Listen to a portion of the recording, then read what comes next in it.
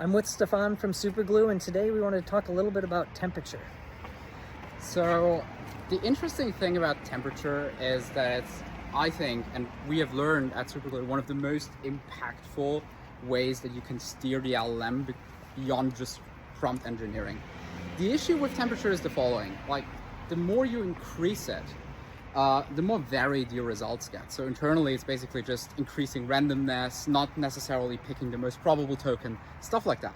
So the way we have handled this is, so we do data transformation. And the nice thing about data transformation is that we can basically tell if the data looks like it should look like. So we have basically instant evaluation of the LLM's output.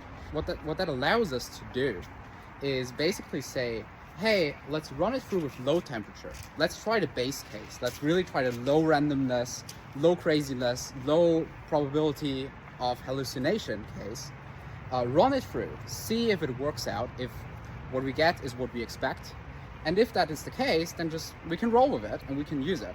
But we can increase the temperature if that's not the case, get a bit more creative answers to really get the best possible results. And what we've really seen work best is just putting that in an actual loop, like an actual while loop, like trying it 5-10 times and just increasing the temperature, going from a 0 or 0.2 up like 0.1 every time.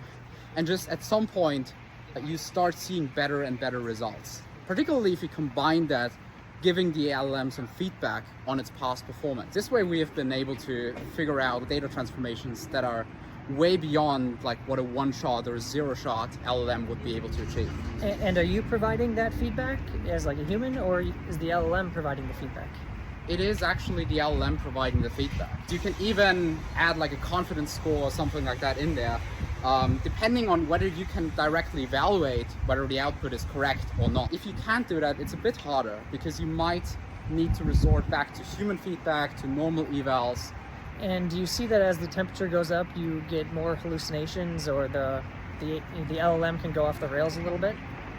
Yes, which is why like you should basically evaluate every time if you can. Yeah, interesting that evals always comes back up. Oh god, yeah, it's always about evals. For us specifically, it is really about getting the best possible results and like gradually increasing the temperature until we have something where we think, based on evals or based on schema validation, that this is the right thing, has definitely been the best thing for us. So it sounds like people should be experimenting with different temperatures in their LLM calls. Thanks, Stefan. Please do. Yeah.